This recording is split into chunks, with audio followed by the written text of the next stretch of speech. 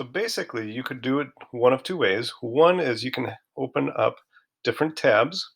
So you'd open up three tabs. So I've got Caresec Help, Caresec Chat, and Caresec Quiet.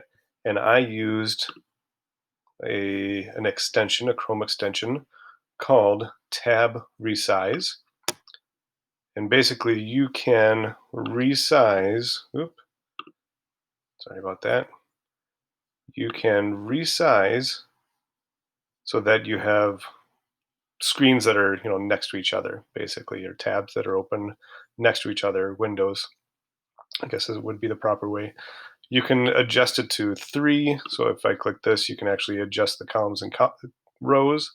But basically, if I were to click that button again, it would basically turn my screen into this. So I've got a window here, a window here, a window here, and a window here. So I've logged into three, and I can actually get rid of this if I wanted to, three different Google Meets. So I'd be able to see and hear what the students are doing in all three of those. I can actually use another extension called Mute Tab. So let's say there's people talking in the Caresec chat, but I don't want to hear them talking. So I'm going to right click, and once I have the extension installed, I can click Mute Tab, and it'll actually mute that tab. So that way I cannot hear what students are saying. And then obviously I can always unmute it so I can hear what they're saying. Okay, so it's called Mute Tab. So if somebody was talking in this window, this chat room, I wouldn't be able to hear them. Obviously, there's on occasion when you want to be able to hear them just to make sure they're on task. And then obviously in this one, they shouldn't be talking because it's the quiet room where their cameras and their audio is off, but that they're texting, so to speak, or chatting within there if they have any questions. So that is one way. Another way that you can do it is if you just use one Google Classroom or Google Meet and use the breakout rooms. And actually, after rethinking it, I'll probably do it this way. So if I click on breakout rooms, I'm going to have two separate rooms, and I'm going to, each time I have to name them. So for each class, once it renews, so if it's the next day, I'd have to redo this. So I'm just going to put two rooms. One is going to be the chat room, where students can chat with each other, asking each other questions. And then the other one is the quiet room, where they have to be logged in, but they don't have to have anything on. They could just be in there. And if they did have a question, they could type in the chat, and I could check that. Now, obviously, there's nobody here with me. But once I click open rooms, and actually before, every student is going to be in the main room first. And then part of what my day will look like is after I'm done presenting for the day, I'm going to ask the students, where would you like to go? Do you want to go to the chat room? Do you want to go to the quiet room? Or I can create a new room. Let's say, so for me, it's a little different because I have students in different content area classes that I support.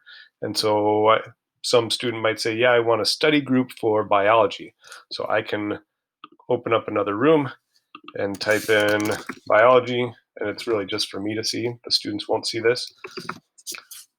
And then I can drag and drop students into those different rooms. So then I click open rooms. And again, I would see a list of students in chat one, in the quiet room, and in biology. I can click join. Now here's the issue. I have to click join in order to be a part of that group and listen in on what they're having a conversation about, versus if it's three different windows with different groups.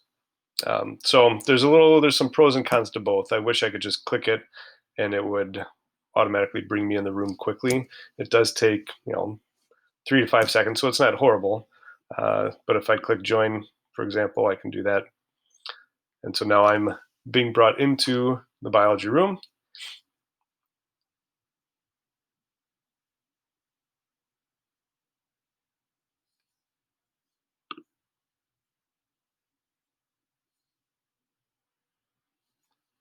and hopefully it lets me in.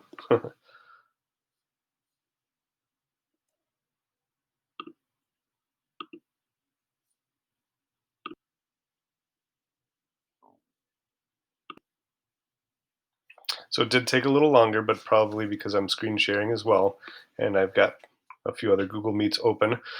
So it did take, that probably took a good 15 seconds for me to join the room, and then obviously if I click leave, then um, then I can leave and go to a different room or go back to the what they call the main call, meaning the main room.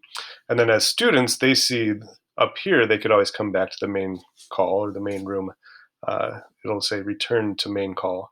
So that is probably what I will do. I think it's easier than setting up a whole bunch of different rooms. Um, so for each class, my students will sign into CareSec ELD 4 or CareSec ELD 3 or CareSec ELD 2 based on the period they're in. And then I will create these rooms each day. It took me 5 seconds to type those in, so it's not a big deal.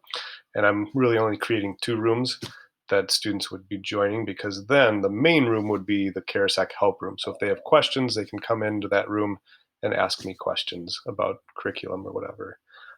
Anyway, those are the ideas that I have. Otherwise, again, you could do it the other way using, again, different windows with different Google Meets, and then using the 2 different Chrome extensions. The one was Tab Resize, and the other one was Mute Tab. So if you have any questions, feel free to contact me at mkarasek@swash